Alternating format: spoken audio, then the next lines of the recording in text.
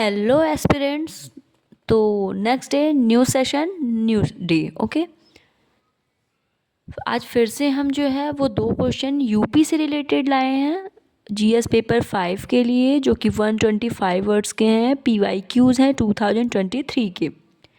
ये मैटर नहीं करता कि अभी तक हम 23 का ही सॉल्व कर रहे हैं, आप बहुत कुछ सीख पा रहे हैं क्वेश्चन से रिलेटेड। आप समझ पा मतलब आपका माइंड मैपिंग भी चल रहा होगा कि क्वेश्चंस कैसे आते हैं, उन्हें प्रैक्टिस कैसे करना है।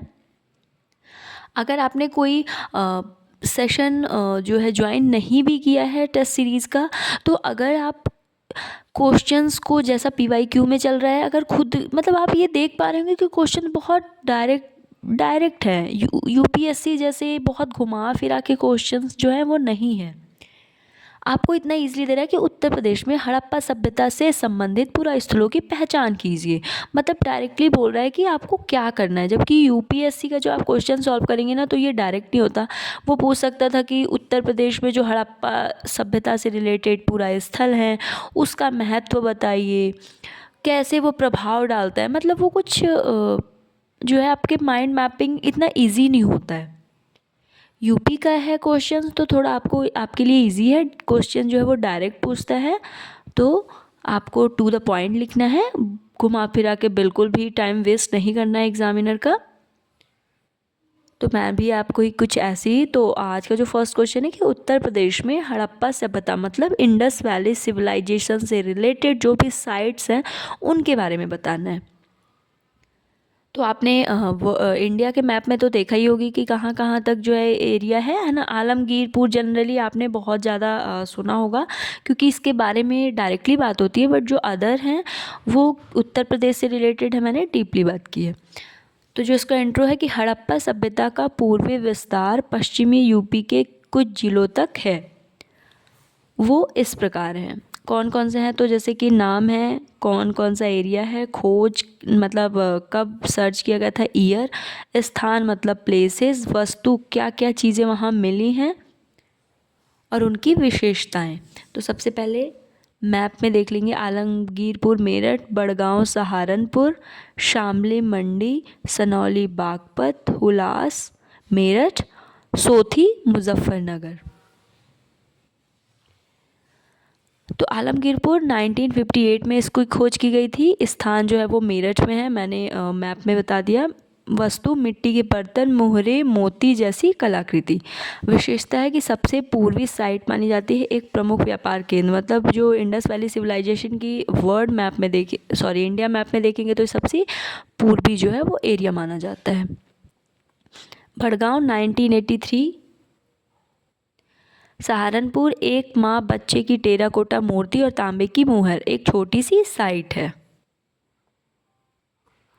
हुलास 1988 मेरठ में जो कि पाया गया एक बैल की टेराकोटा मूर्ति, एक तांबे की मुहर, एक छोटी सी साइट है। मंडी 1992 शामली मानव सिर की एक टेराकोटा मूर्ति और तांबे की मुहर, छोटी साइट। सनौली 1975 बागपत मिट्टी के बर्तन, मुहर, मोती के सोने के गहने एवं कलाकृतियाँ, गोल्ड स्मिथिंग के प्रमुख केंद्र है। सोथी 1967 मुजफ्फरनगर कलाकृतियाँ, मिट्टी के बर्तन एवं मुहरे, टेराकोटी मूर्ति, मिट्टी के बर्तन उत्पादन के लिए प्रमुख केंद्र माना जाता है। और भी जो साइट्स अगर पता होंगे तो वो भी हम इसमें ऐड कर लेंगे। अब हम नेक्स्ट क्वेश्चन देखते हैं। असहयोग आंदोलन के दौरान, ये भी जीएस 5 का है, 2023 का क्वेश्चन, 125 वर्ड्स, 8 मार्क्स का। असहयोग आंदोलन के दौरान उत्तर प्रदेश के भूमिका की विवेचना कीजिए। मतलब हमें डिटेल में बताना है। तो इसका जो इंट्रो होगा कि असहयोग आंदोलन भारत के स्वतंत्रता संग्राम में एक महत्वपूर्ण घटना रही, जिसने उत्तर प्रदेश को ब्रिटिश विरोधी भावना और अहिंसक प्रतिरोध के लिए केंद्र बिंदु जो है वो उत्तर प्रदेश बना। मुख्यतः जो केंद्र थे वो थे चौरी चौरा जो कि गोरखपुर में है, तथा गोंडा रहा है जो मुख्य प्रभावित क्षेत्र है। अब देखते हैं कि असहयोग आंदोलन के दौरान उत्तर प्रदेश की भूमिका। तो जो भी हाईलाइट वर्ड्स हैं, क्योंकि इसको मैंने पैराग्राफ में नहीं लिखा है ना तो हेडिंग में लिखा है, इसको मैंने जो है पॉइंट्स में लिखा है। पॉइंट्स में भी क्वेश्चन अगर आप लिखते हैं तो वो आंसर जो है काफ़ी अच्छा माना जाता है। और ये होता है कि आप उस पर कथा कहानी नहीं लिख रहे हैं, आप टू द पॉइंट लिख रहे हैं। तो मेरे को जो इम्पॉर्टेंट वर्ड्स लगा मैंने हाईलाइट कर दिया है, अदरवाइज़ आप एग्ज़ाम में जब करेंगे तो आपसे पेन से हाईलाइट करेंगे, ठीक है। आंदोलन के दौरान किसानों, छात्रों, वकीलों, महिलाओं की भागीदारी महत्वपूर्ण रही है। मतलब इन सब की तो रही है, आप देखना महिलाओं की भी भागीदारी इसमें रही है ना। आर्थिक बहिष्कार, ब्रिटिश वस्तुओं का बहिष्कार किया गया तथा स्थानीय और स्वदेशी उद्योगों को बढ़ावा मिला।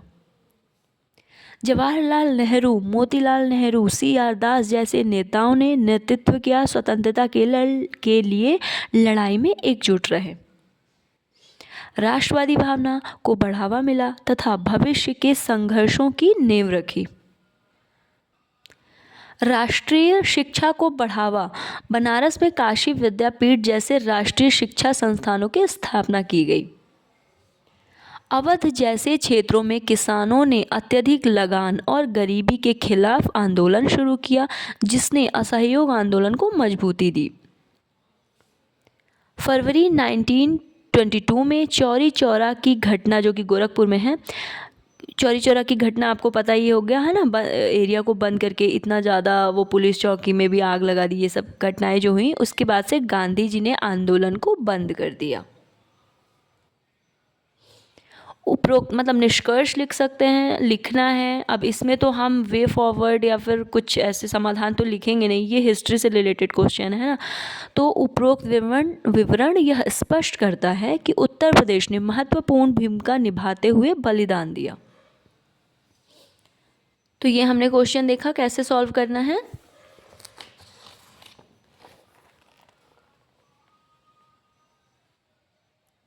ठीक है,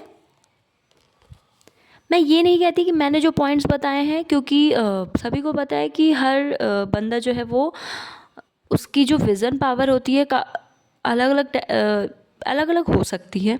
तो मे बी मैंने इतने ही पॉइंट्स देखे हैं, आप और भी ऐड कर सकते हैं, बट ये चीज़ का ध्यान रखना है कि वर्ड लिमिट 125 वर्ड्स होती है, 200 होती है, तो हमें उससे ज़्यादा मैक्सिमम नहीं करना है ना। माइनस मार्किंग भी इन सब चीज़ों की भी होती है।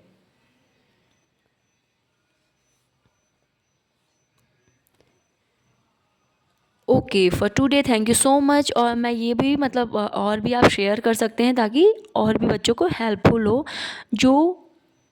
जो कोर्सेज़ जो है वो नहीं अवेलेबल हो पाएगा या एफर्ट नहीं कर पाएंगे वो। ठीक है, okay for today, thank you so much.